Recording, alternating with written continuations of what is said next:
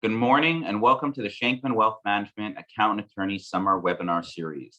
This program is entitled Women in Wealth, Panel Discussion, Estate, Tax, Philanthropic, and Elder Care Planning Considerations.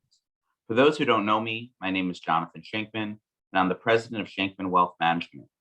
In that role, I work with I'm a financial advisor, portfolio manager for my clients, where I serve in a fiduciary capacity to help them achieve their financial goals. The goal of all my programs is to bring professionals together to help them better serve their clients. This is done by educating attendees on the latest topics in wealth planning and by encouraging collaboration between a client's attorney, CPA, and financial advisor where appropriate. My practice focuses on working with high net worth families, businesses, and not-for-profits. I manage individual investment portfolios, trust accounts, corporate retirement plans, and endowments to help my clients achieve their financial goals. In addition to the 25 or so events I run every year, I also do a fair amount of writing on the topics of investing and financial planning. You could read my work in Barron's, CNBC, Forbes, Kiplinger, the Wall Street Journal, the CPA Journal, Trust and Estates Magazine, and many other periodicals. After the program, I'll send out a link to all the publications where I publish my work. Before I introduce our program, please pay close attention if you are an attorney or CPA in Connecticut, New Jersey, or New York, and are taking this program for credit. I'll be giving a code during the program that you must write down. There will be only one code. It will be given at some point in the middle of the session, so have a pen and paper ready. After the program, you'll receive an evaluation form where you will need to insert the code in order to receive credit. With those introductory remarks out of the way, let's now turn to women in wealth. While most of my clients are women, and I am outnumbered at home 4-to-1 in favor of women, I would stop short of calling myself an expert on women. In fact, the women in my house would be the first to tell me that I'm pretty much clueless in that regard. However, as a wealth management professional, it's important to recognize that the growth of women in the workforce has increased significantly over the past few decades. Women are more successful and financially independent than any time in history. The growth of this demographic presents an opportunity for practitioners to address a unique set of circumstances that may not be prevalent with their male clients, and it may make sense to bring experts in to have discussion on this important and timely topic. Today, we're fortunate to have three esteemed panelists, Janis Cowhey, Elizabeth Forspan, and Marianna Moliver. Unfortunately, due to a terrible migraine this morning, Ellen Israelson couldn't make it last minute, and we wish her a speedy recovery. Hopefully, we'll be able to reschedule with her for a future date. Before we jump into the meat of the presentation, first I'll have each panelist take just a minute to introduce themselves and share a bit about themselves and their practice. Janis, why don't we start with you? Sure. Well, thanks, Jonathan. I really appreciate you having us and putting this panel together. It's fantastic. So my name is Janis Cowhey, and I am a tax partner and trust and estates partner at Marcum LLP. I'm also the leader of the firm's Modern Family Practice Group. I work with individuals, families, and fiduciaries. I specialize in income tax return preparation and planning, as well as gift and estate tax return preparation, planning, as well as estate administration. Okay, great. Thank you. And let's turn to Elizabeth. Tell us about yourself.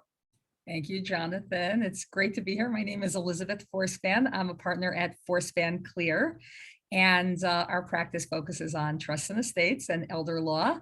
We're attorneys. We have offices in Great Neck, New York City, a few places in New York City, a little bit upstate.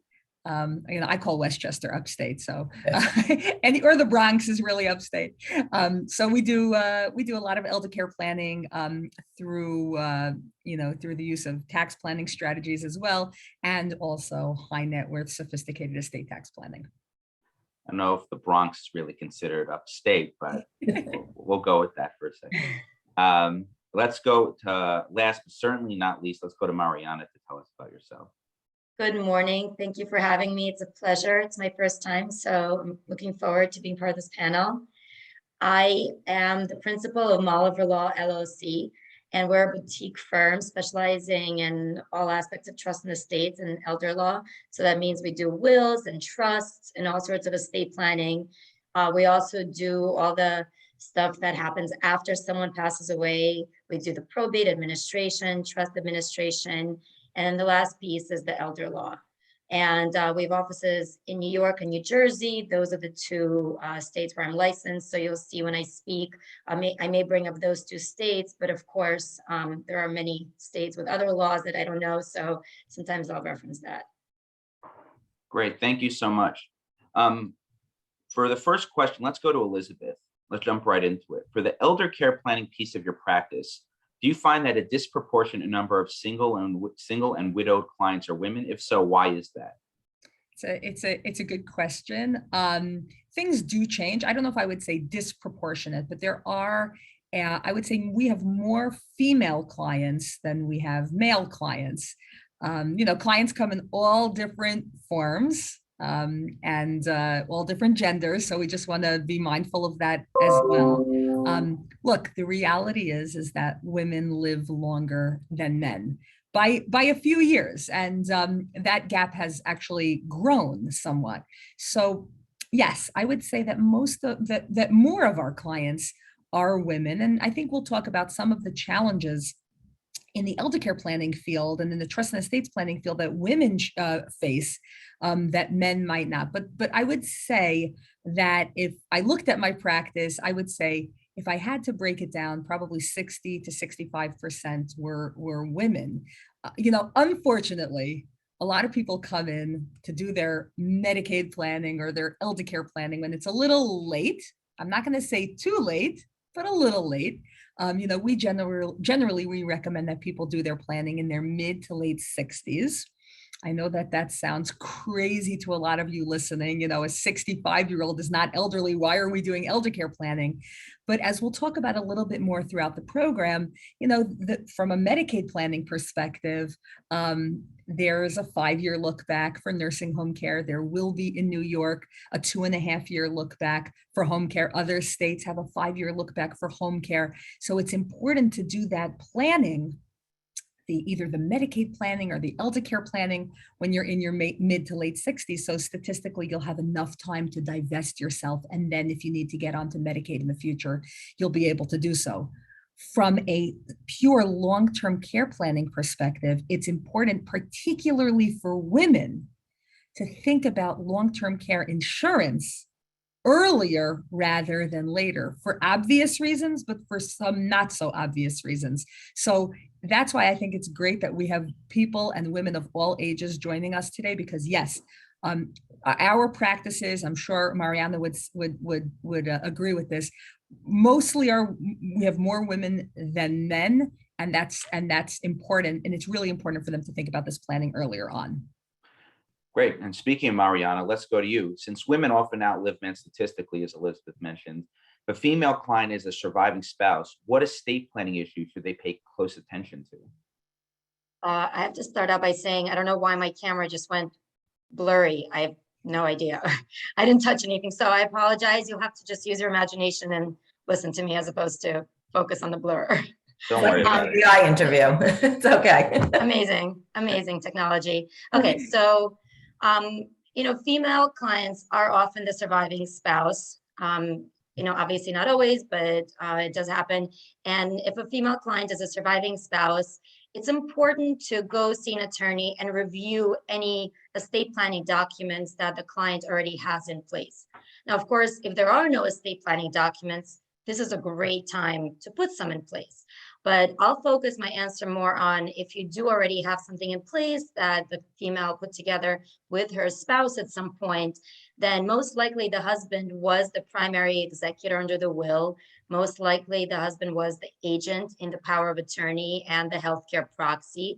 And now he needs to be replaced by someone else. Now, most lawyers do create backups in their documents. So there's a good chance that there's already a backup in place, that if the husband can't do it, somebody else will. And that's okay. If that's the case, if we have a backup, and if that backup still suits the female client, then there may be no need to revise the documents because of that. However, I do sometimes see documents where there are no backups, or perhaps the documents were drafted 20 years ago and whoever is the backup is also no longer a good option, either because of their own health issues or because they deceased as well, predeceased rather. So that's kind of the first element. The second element is, that the spouse was probably the primary beneficiary.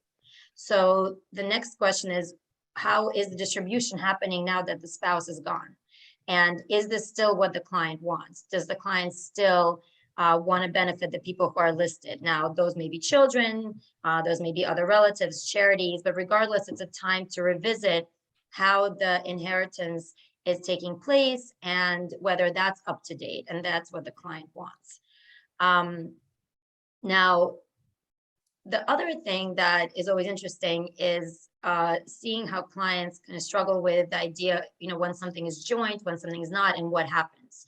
So it's really important to get a sense of which assets were jointly held. If an asset is jointly held by a husband and a wife, then it will transfer automatically to the survivor. That means that the surviving spouse doesn't have to do anything to inherit that property. That's something we call by operation of law, when it happens automatically. Now, the only way to know that is to look at how the asset is titled and to see if it has the special notations, if it says tenants by the entirety or joint tenant with the right of survivorship.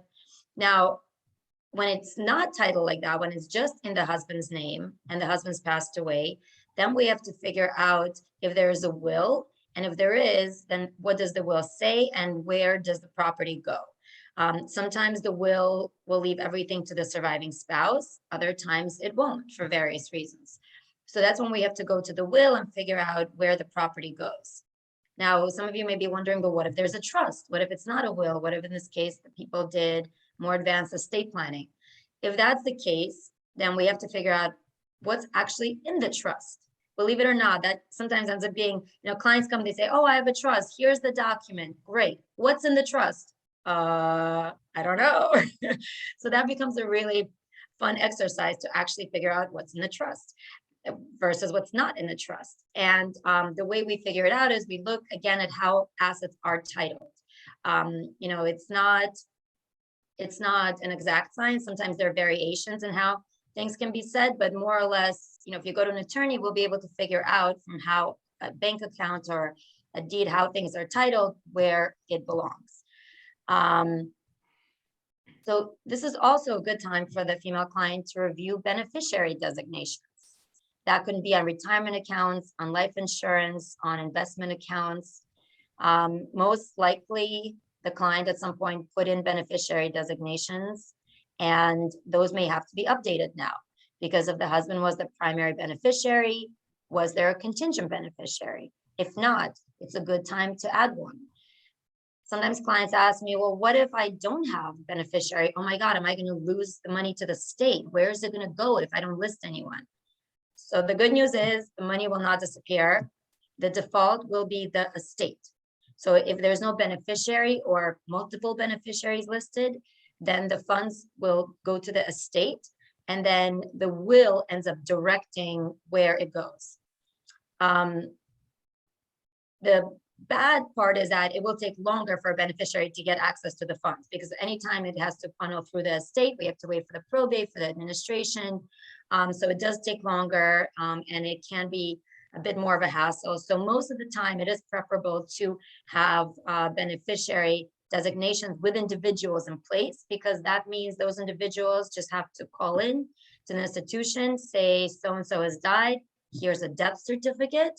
Can I have my money? More or less. Now with retirement accounts, it's a little bit more complicated because clients have the option to take out the money at once or to stretch it out. Stretching it out is often beneficial for income taxes, which most likely have not been paid on those assets. But these are all questions that can be decided once you figure out the beneficiaries and all that. Now, another thing that clients ask me, is it okay if I go on, or am I done with this question, Jonathan? You could make another couple points, and I want you to finish your thought, and then we'll move on. I want to complete your thought.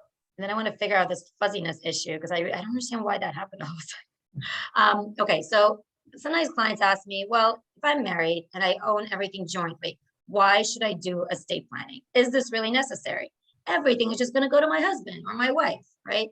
So what you're thinking about there is the first transfer. Sure, if you have two spouses that are alive, everything is joint, one passes away, no problem. Maybe you don't need estate planning documents at that point. Maybe it does everything. Maybe you do have joint ownership on everything and beneficiary designations. Great, everything goes to the survivor. But what happens when that survivor passes? So that becomes the issue, right? That yes, you can say only the survivor needs to do estate planning, but do we know who the survivor is going to be? Right? We don't have a crystal ball. So for those reasons, I always do advise clients, even when they do have everything joint, to have estate planning, because somebody most likely will be the survivor, and that person will need estate planning at that point. And sometimes it does happen that people pass away quite close together in time, and they may not have time. So let's say the wife is the surviving spouse, but she may be really elderly at this point. She's in bereavement. She may not have the opportunity. And what if she passes away a month later? So just to say, I'll do my estate planning when I'm left, the surviving spouse, I feel like that's not good planning advice. So I usually do urge my clients, even with joint assets, to do their planning together. And then, it does come into play for when the surviving spouse is left alone, but also there are other implications like the marital deduction, because there is portability in New York and in some states, I'm sorry, on the federal level, but not in New York, rather. So portability is when we can take advantage of the estate tax exemption. And in order to do that, you do need to have planning in place, and you do need to speak to an attorney so that you put all the wheels in motion correctly. Right. This is a very meaty answer. So let's spread some of it out for the rest of the program, but this was very in-depth, so I appreciate that. I want to stay on elder care for just a few more moments with Elizabeth. And Janis, I didn't forget about you. We'll get to you in just a bit. But Elizabeth, what are some unique challenges that your elderly female clients face that perhaps their male counterparts do not face? Well, first of all, just to touch on what Marianna was talking about, and to answer this question in the context of your question, oftentimes, as we mentioned, women outlive men. If there's a married couple, the wife will most likely outlive her husband. And there are so many opportunities for post-mortem planning, particularly in the estate tax planning arena. So, for example, we have a lot of assets. The one spouse dies, he, let's say, leaves his assets to his wife. Is there an opportunity for that spouse, for the surviving wife, to disclaim some of the assets? Does the will have what we call a disclaimer credit shelter trust, where we can, in essence, use up the deceased spouse's exemption and have it go into a trust for the benefit of the surviving spouse? Now, it is so important that our clients know that if, God forbid, one spouse dies, that they must come to us very quickly. Everybody needs to know this, that they have to go to their attorney very quickly, unfortunately, after the first spouse dies. Because if the surviving spouse wants to disclaim and therefore do this postmortem estate tax planning and lower the value of the surviving spouse's estate, instead of taking control of the asset, I'm disclaiming it into a trust under my husband's will, which, by the way, I hope my husband and I live a long time, but we have these wills. And I tell this to my clients all the time. These are the types of wills that my husband and I have. It's called a disclaimer credit shelter trust. The surviving spouse has only 9 months to file a qualified disclaimer in surrogate's court. So it's very, very important that clients understand that they must reach out to their attorney very shortly after their spouse's death, number one. B, they cannot take control of any assets that belong to the spouse, whether it's an IRA or a joint account. They cannot take their spouse's name off of that account, whether it's an account that they inherited or a brokerage account that was a transfer on death. They need to be incredibly important, because once you take control, once you take over the asset that was left to you, as Marianna talked about, whether it be by beneficiary designation or transfer on death, once you do that, you can no longer disclaim the asset. You can no longer file a qualified disclaimer. So it must be filed within 9 months of the date of death, and you may not take control over the assets and take the spouse's name off that asset. Another thing I would just also mention, again, that female spouses face often, elderly female spouses who have who have survived their male husbands. And really this can apply in any situation in a same-sex union as well. The surviving spouse needs to, in the context of retirement accounts, we need to think about, well, I was left as the beneficiary of my spouse's retirement account.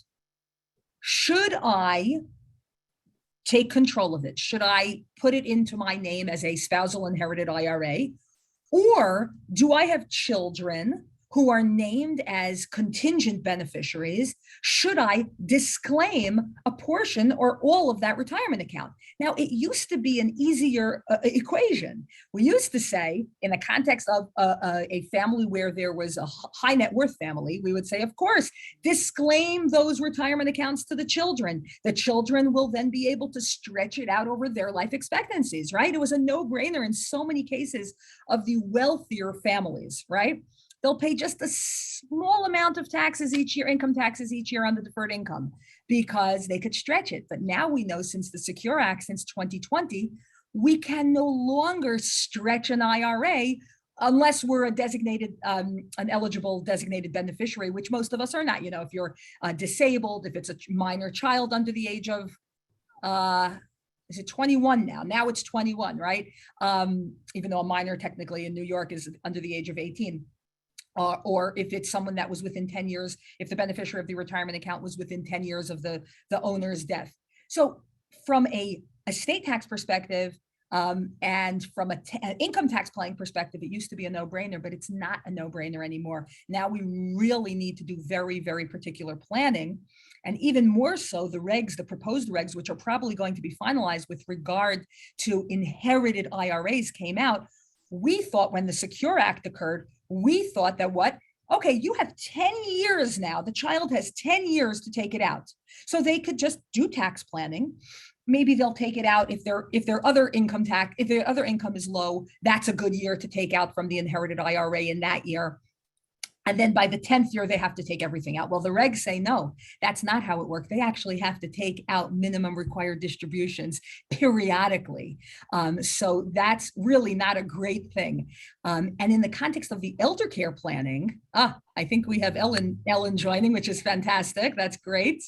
In the context of the elder care planning, we also need to think about, maybe it does make sense for the surviving spouse to disclaim a portion of retirement accounts to the children, even though the children are going to get hit with a tax burden.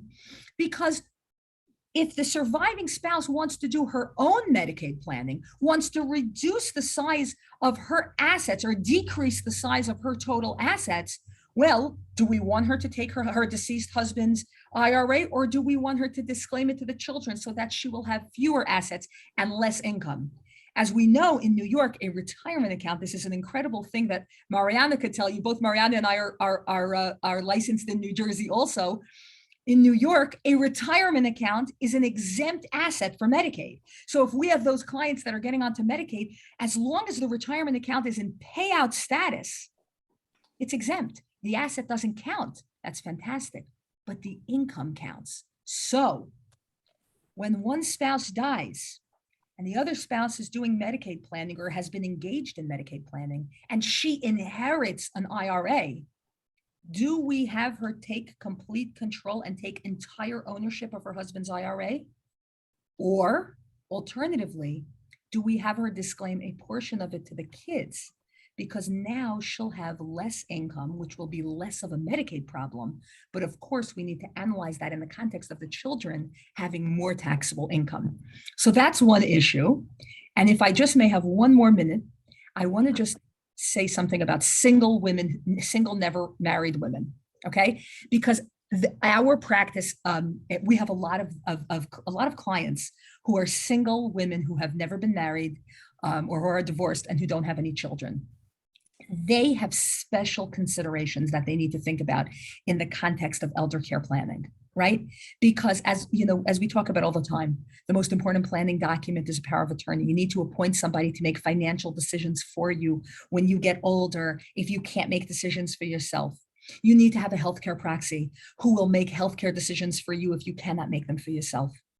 You need someone to manage your care, to set up, when you get older, to set up your home health attendants, to make sure you have groceries, etc. Well, if you're a single woman and you have no children, who's going to do that? And if you're a single woman who's in her 90s, whose friends have all passed away, who's going to do that? So in many cases, we recommend to our clients that they think about engaging the services of what's called a geriatric care manager. That's someone who can manage the care, who can make sure that the home health attendants are coming, who can serve potentially as an agent under a power of attorney, who can make sure that our senior is going to their doctor's appointments, etc. So that's something, either a geriatric care manager or a private patient advocate. Those are people we should consider for our clients who are older and may not have children or family members or close friends to take care of them. Okay, we're going to stick with Elizabeth, but quick question. Ellen, are you able to speak, or you on just as a guest? I can speak briefly. I'm sorry. I was having a vision problem and I have this blurred vision, so I didn't want to make a presentation. Okay, don't worry about it. I'll turn it back to Elizabeth, and then I'll ask you one question, and then you can go back to relaxing and recovering. Okay, thank you.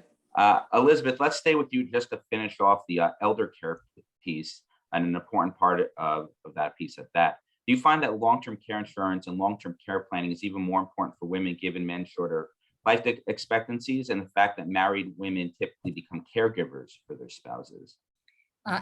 Absolutely. It was kind of a loaded question, and the answer was in the question, Jonathan. So I appreciate it. I don't have to do much work there. You know, I am a huge proponent of long-term care insurance. As Jonathan knows, I refer a lot of clients over to Jonathan to help them with their long-term care insurance, and he always does an incredible job. So I don't really see any reason to not continue with that, Jonathan. I mean, you're always so caring and incredible with all of our clients, and it's really a blessing, and I'm grateful that we could work together. I absolutely recommend that people look into long-term care insurance, particularly women. You know, when we think about how do we pay for care as we get older, when we're talking about long-term care planning, what are we talking about? Either needing an aide in the home, what we call a home health attendant, or God forbid, if we or a family member need to go into a nursing home, which we all hope that we will never have to go into a nursing home. And we all, well, almost all of us hope that our parents will never have to go into a nursing home. But the reality is that you walk into the nursing homes and the beds are all full. You know, there was unfortunately a brief period of time during COVID where there were, I mean, I had in 1 week 8 clients who were in nursing homes and assisted living facilities who died in 1 week at the beginning of COVID. It was April of 2020, and it was a horrible, horrible situation. There was a couple of months where there actually were not a lot of people in nursing homes because they died. But right now we're back to where we were. The beds are all full in nursing homes. And why is that? It's not because we were lying when we said, I'm never putting mom or dad in a nursing home. It's because the care becomes too great to be able to provide at home. And it many times cannot be provided for at home. So absolutely, we want to think about, how are we going to pay for that? How are we going to pay for our parents or ourselves? How are we going to pay to have an aide in the house or for a nursing home? And we want to protect and preserve our assets.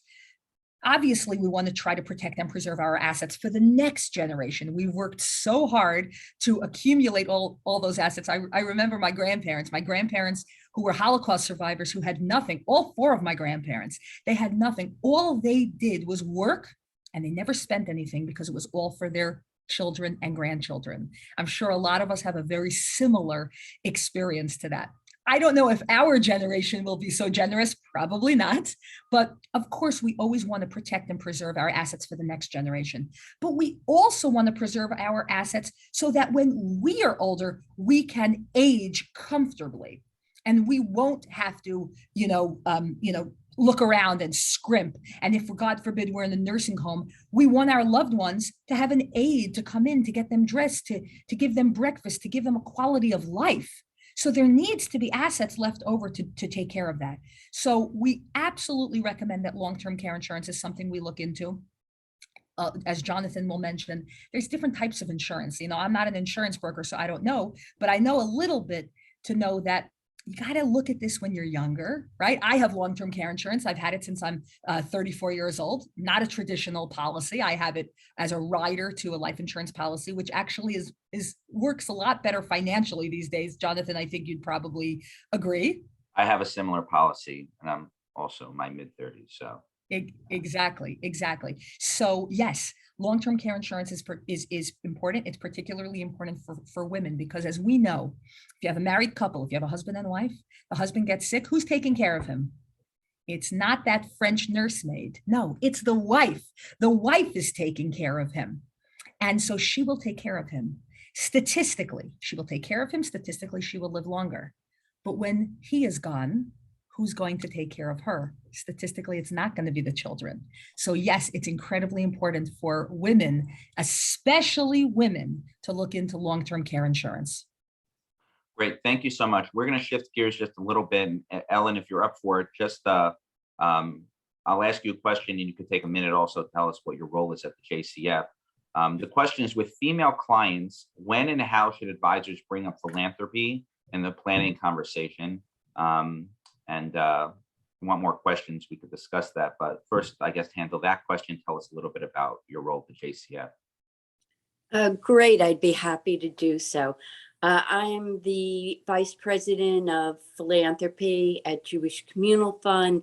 So I oversee the private client group and all of our marketing and communications and onboarding and services for our clients. Jewish Communal Fund is one of the largest independent donor advised funds in the country. We're not attached to commercial institutions. So we manage charitable assets for people and we help facilitate the grant making to the charities of their choice. And we work very closely with trust and estates attorneys and financial planners because many of their clients see as part of their legacy, not just the planning for their health and their ultimate care and what they want to leave to their heirs. They think a little more broadly about their legacy and the impact they want to have on their community and the world. So we speak with I'd say many of my clients are couples. I think philanthropy is one of the areas where I see men and women fairly equally engaged in the conversation. Although interestingly, it's often the husband that's speaking more about the amount of money to set aside and how it will be structured, whether it's in some kind of split interest trust or foundation, or they're using the donor advised fund. But very often the conversations that are more values-based and that talk about where these assets will ultimately be deployed, to which charities, and how the money is going to help people and institutions, that's a conversation we often have with the women. But I do try to engage both husband and wife in the longer term planning conversation about bequests and the succession plan. With women, going to a point that Elizabeth was just speaking about, with women who have never been married or never have children, the philanthropy conversation becomes very important because the legacy is not what you leave through your heirs. Your legacy is really about the mark that you've made on the world and how your name will be remembered. And philanthropy can play a critically important role in that. Great, thank you so much. Before I forget, this is super important. If you are an accountant or an attorney who are here and taking the program for credit, please write down this code. The code is A47. Again, A as in apple, the number 4, and the number 7. One final time, A47. Another question for Ellen. Don't mean to put you on the spot, but we'll ask you one more and then we'll let you go deal with your migraine. Why is it important to discuss philanthropy, even if the clients are not very engaged in charitable giving? There's 2 reasons. First of all, sometimes it's an assumption on the advisor's part because it's not apparent and it's not brought up by the client.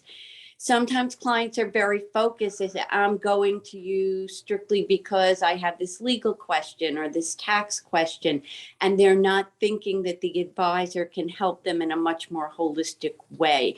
There was an interesting survey done by U.S. Trust and BOA, and 2 years running, it said that 60% of the people surveyed complained that their advisor did not bring up philanthropy, and they had to find a way to work it in the conversation.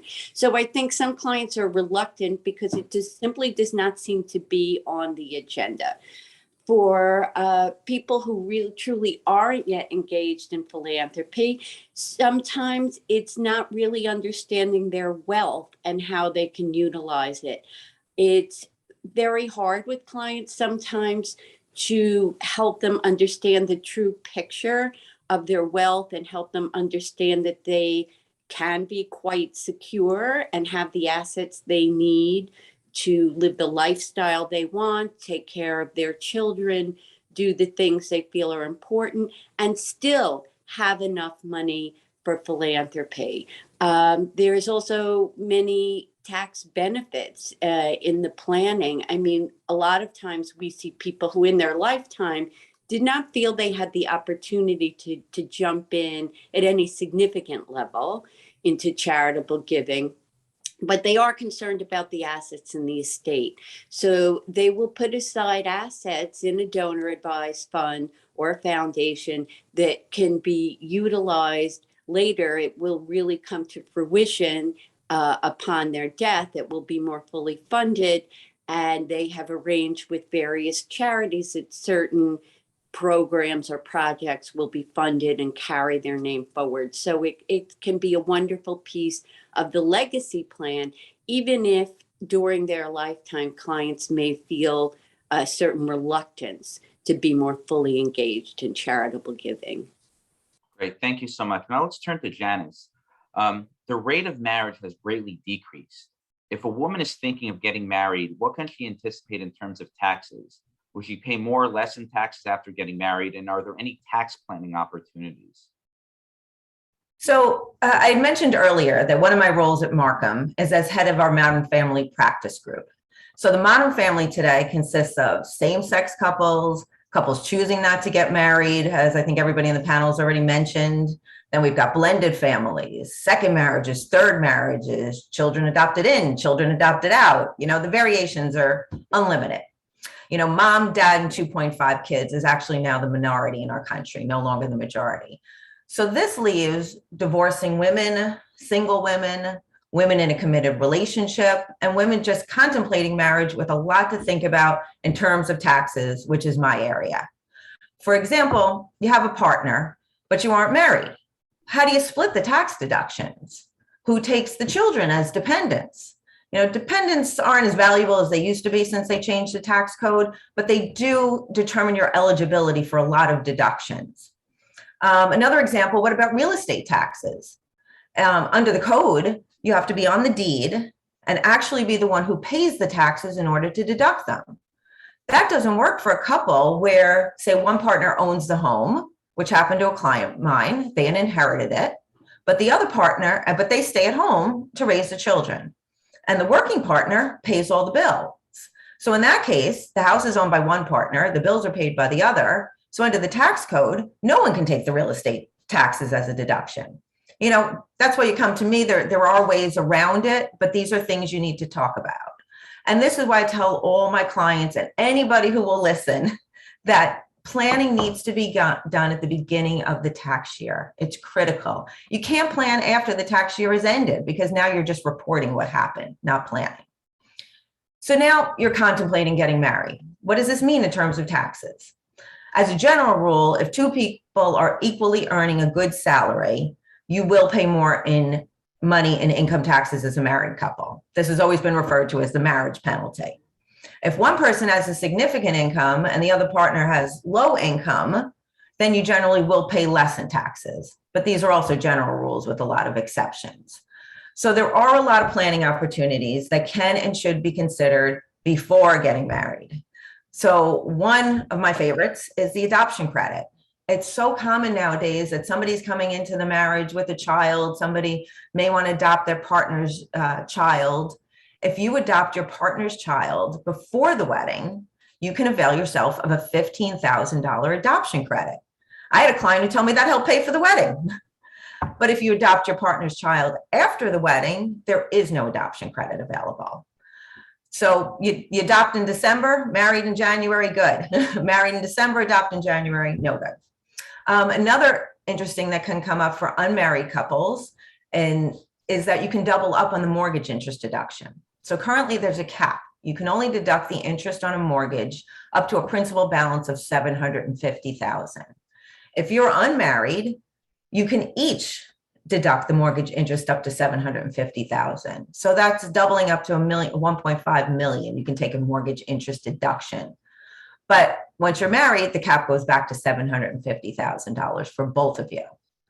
So one of the little one that I've used before is a couple is considering getting married or not getting married, but one has this large unrealized capital tax gain or loss that they want to recognize, but they don't really want to sell the asset. So what they do is they sell it to their partner. If you're unmarried, you're legal strangers under the tax code. So they can sell it, recognize their gain or loss, and now they've kept the asset in the family. So there's a lot of other planning opportunities. These were just some really good examples, but the key is to plan early and often, as they say. Okay, great. Thank you. Let's turn to Marianna.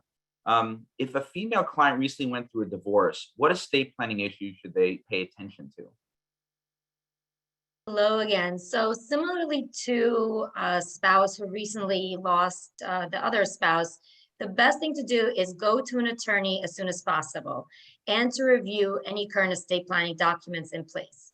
And the reason we want to do that is a lot of what's in the estate planning documents is not going to apply anymore. It's not going to work for the client, first of all, but it's also plainly not going to apply because a lot of states do have protections in place. Now, I can only speak to New York and New Jersey, and this area of law, like all estate planning, actually, for the most part, is state specific. So you do have to go to an attorney in your state, but many states do have laws on the books that say something like, if there's a divorce, the divorced spouse is automatically removed from estate planning documents. Now, that doesn't mean somebody's actually going to go in and remove them. It just means that when it comes to applying the documents, that spouse will be treated as having predeceased the other spouse. So, there is this protection in place offered by the laws. However, we don't want to rely on it because, there are definitely holes in it. And I still urge my clients to go to a lawyer and review things because some things may not be covered.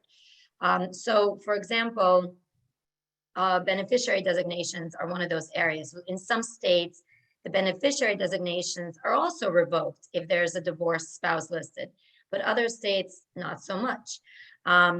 So I do think that you really need to go and review everything and also make sure that, okay, so let's say your state law does help you remove that spouse who was the executor, right? So now the spouse is not going to be the executor anymore, but are you okay with whoever is next in line, right? So that's similar to my other answer. You really have to now consider, okay, so if the first layer, so the spouse who was the executor, the spouse was a primary beneficiary, sure, let's say that's all revoked, but are you okay with all the contingencies that you had in your documents that were drafted 5, 10, 20, 30 years ago? Maybe yes, probably not.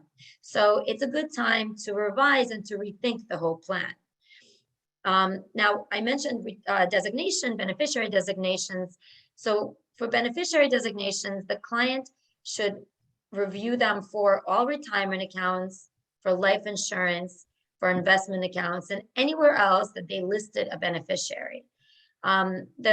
Something important to know, which I think I forgot to mention before, is even if the client updates estate planning documents, so let's say that client has gone ahead and updated the will, that will is not going to update beneficiary designations. I'm going to say that again because that's really important.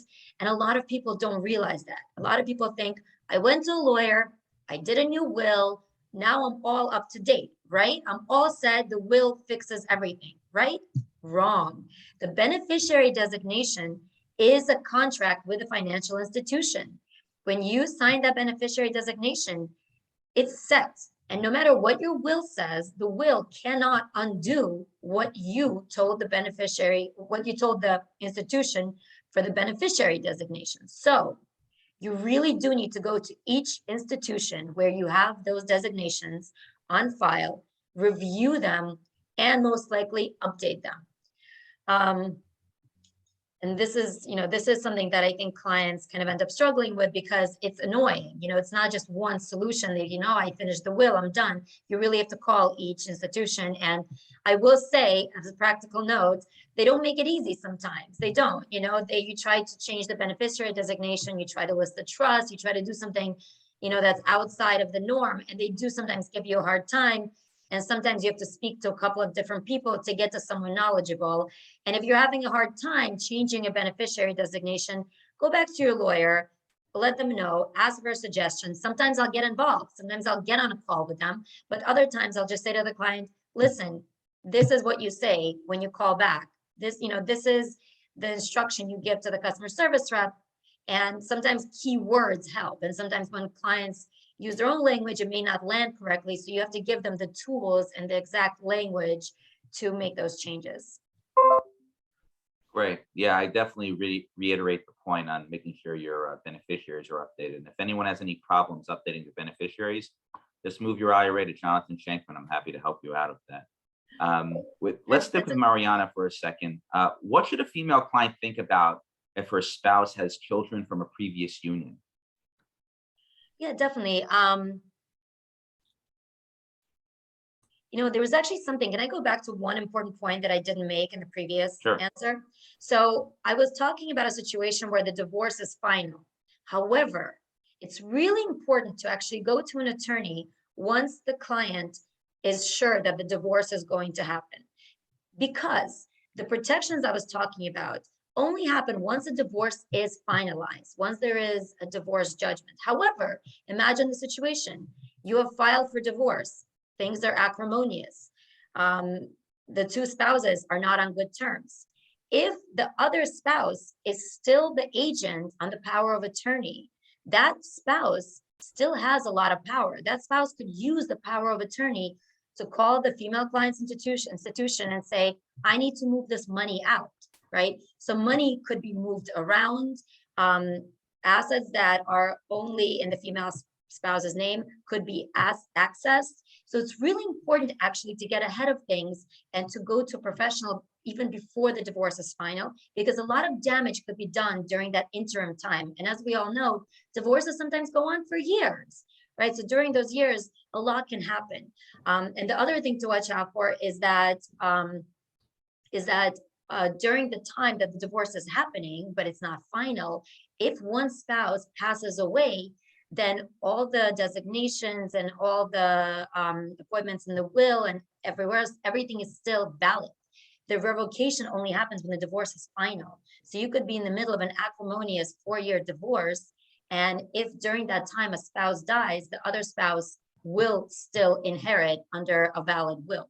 So if that's not what a client wants, if things are not good, and once divorce is going, is a good time to visit an attorney and to start making changes, unless the client is okay with that sort of outcome. Okay. The children, spouse with children at previous union, you want to share a few words on that? I do. So obviously there's so many blended families these days. And the goal here is to reduce the friction between the current spouse and the children from a previous union. Now, there may already be friction during the lifetime of the spouses. So, during the marriage, there may already be friction.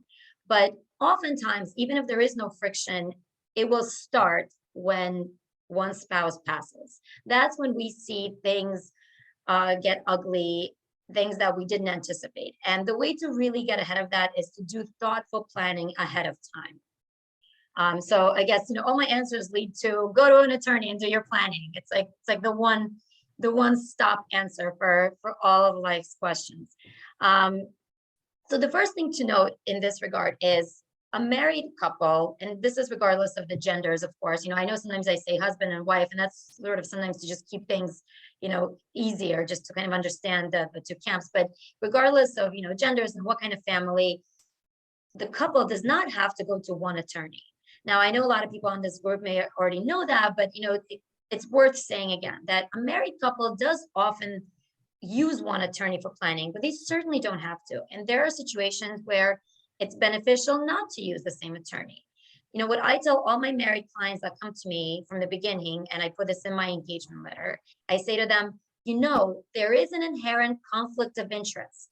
And they'll say, no, what are you talking about? There's no conflict of interest. Everything's fine. I say, well, maybe you don't have a conflict, but there is an inherent conflict of interest because two people's goals are not always going to align, right? They're not always going to be the same.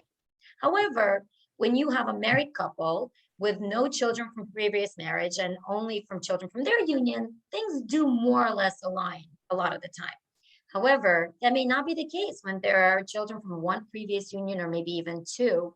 So in that situation, it's worth considering whether it makes sense to get separate attorneys, because then the attorney is really representing the interests of that one client and not trying to toe the line.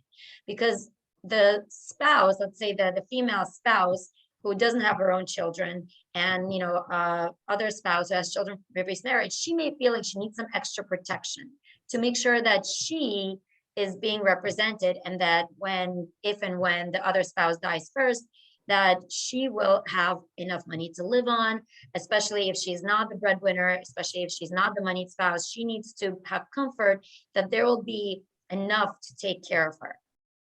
So that's kind of one thing to note. Now, the other thing is that, if you don't use the same attorney, and this is, I guess, the flip side of it, if you don't use the same attorney, then you're not in the know. Right. So two clients who use the same attorneys get to see each other's documents and they get to be part of the conversation, and they get to influence the conversation, right? They get to influence. Yes, they can bring up their different worries, but they can hopefully come to a place where everything is being addressed. When you use different attorneys, you end up being kind of in the dark. And sometimes the female client in that situation may not even know what the spouse has in place. And that may be a scary place to be. So things to consider. Now, Okay. oh, sorry. Can I No, say something else, or are if we you done? want to finish your point, you can finish your point, and then I want to get two more questions into Janis. Okay, so I'm just gonna make one more point then about this. This is an important one, elective share. Maybe I'm being basic here because I know there are some knowledgeable people on this talk, but elective share is something that's important. It is a concept where a wife or a husband, somebody who's validly married, cannot be completely disinherited. Now, again, this is all state specific. So every state will have a slightly different variation in place. But by and large, state law says that you cannot disinherit a spouse. You can't just leave them, homeless and penniless and leave all your money to someone else. So this is important, I think, for the conversation about blended families, because even if a spouse does not want to leave 100% of their assets to their current spouse, they also have to leave them some amount. Now, in New York and New Jersey, that is roughly 1/3 of the estate. And of course, it's a little complicated how that estate number is figured out, but we'll just say it's 1/3. So even if a spouse has children from previous marriage and wants to take care of those children, understandably, that's fine, but there still needs to be a calculation done, and there still needs to be thought done so that around 1/3 is being left to the surviving spouse. And the good news is, if you're on the receiving end of that, if you're the female client who was left out, who was disinherited, all is not lost, because an elective share is something that can be claimed even if your spouse did not anticipate and did not plan for it accordingly. Okay, great. Two more quick questions for Janis. The first one is, many women are single by choice but still want to have children. If a woman is looking to have a child through artificial reproductive technology, are the medical expenses deductible? Okay, I'm a New Yorker, so I can talk fast, so be mindful of everyone's time. So this is a question that comes up quite often in my practice. Many women are choosing not to get married, but still want to have children with or without a partner. Therefore, they're using artificial reproductive technology, or ART, to have children. So while the laws in our country have progressed tremendously, now allowing for same-sex marriage in all 50 states, the changes to the tax code haven't quite kept up, and this is one area. So the tax code allows for medical expenses as an itemized deduction. So this only helps you first if you itemize your deductions. Currently, there's a standard deduction of almost $13,000 for a single person and $26,000 for a married couple. So this means your itemized deductions, which include medical, mortgage interest, real estate taxes, charity, must exceed the standard deduction for there to be any benefit in itemizing. But then there's a second hurdle. Only the portion that exceeds 7.5% of your adjusted gross income is deductible. So for example, your income's $200,000, you can only deduct that portion of your medical expenses that exceed $15,000. That can be a high hurdle to overcome. But when you talk about these art costs, they can be quite expensive. But for medical expenses to be deductible, you must have incurred them. The procedures must have been performed on you or your body or your dependent. So for most women having children via art, all the medical expenses should be deductible, but you have to be careful of that 7.5% floor, because say your expenses span over 2 years. Now you've got 2 tax years in it and you're subject to the floor in 2 different years. And just as a caveat, this is one area, unfortunately, women do have over men, because the courts have actually denied men these same deductions because they have to go the surrogacy route, a same-sex male couple, and those procedures aren't happening to them. So the medical expenses have been deemed not deductible. That's super interesting. Yeah. This is the final question we'll end with this, and this is probably timely for a lot of people, including me and my wife, who have been working from home for the past 2.5 years. Janis, what are some COVID-related tax issues to be made aware of? For example, deductibility of working from home expenses, possible impact of moving or working from another state, et cetera. What are your thoughts on that? Well, I have to say this question and should I move are probably the 2 hottest tax topics right now, because everybody became mobile during COVID. So the first thing I tell my clients is don't let the tax tail wag the dog. Taxes are always the second most important thing in planning. First and foremost, figure out what you actually want to do. You know, people talk about moving to Florida. Make sure you want to live in Florida before you move to Florida just for taxes. It's hot. I'm down here right now. So, you know, but each state has its own rules. So you have to discuss this topic with your tax advisor before making this decision. And it's also very fact specific. Are you moving for your convenience or for the convenience of your employer? They're very different scenarios. And then you need to check, you know, the rules of the state you're spending time in. I have a client right now who's living in their summer home in Pennsylvania, but they've now gone over the 183-day mark that Pennsylvania has set for a statutory residency rule. And they live in New York City as a resident. So they're paying New York City income taxes. Pennsylvania now wants to tax them as a statutory resident for being present in 183 days, and it's not deductible on their New York return. So they can end up paying double the amount of income taxes, which you have to be very careful about. And then leaving the state. New York is extremely aggressive when people want to leave New York State. They do not like to let their taxpayers go. So you can't keep your 4,000 square foot house in New York, all your doctors in New York, you know, your friends are all in New York, buy an 850 square foot condo in Florida and say, I moved.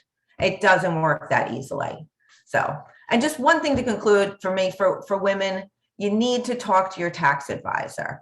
Women don't talk to their tax advisor. People think taxes are a necessary evil, which they are, but taxes need to be proactive, not reactive. You need to find an accountant. You need to find all these professionals you have on this call. We all need your financial advisor, your attorneys. You all need to work together and be on the same page, and you need to find the right professional fit.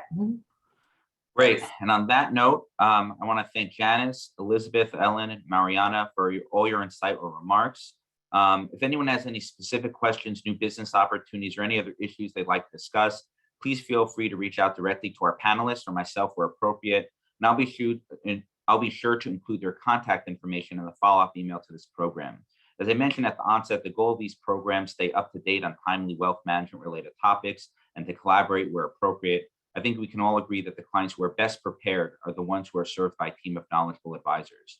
4 more very quick items before I let you go. First and most important, shortly after the conclusion of this program, you'll receive an email from me with an evaluation form for the program. We'll ask you to input the code that I mentioned here today in order to receive your credit. After that is submitted in the coming days, you'll receive an email from ACE Seminars with your certificate.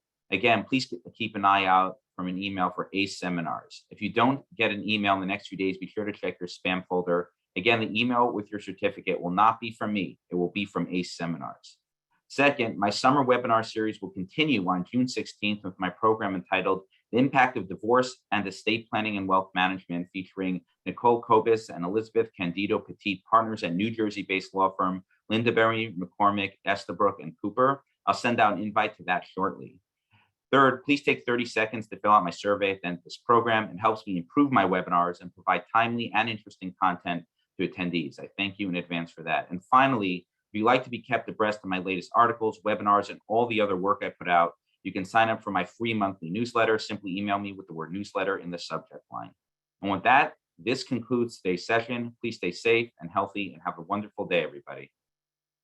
Thank you. Thank you. Thanks, guys.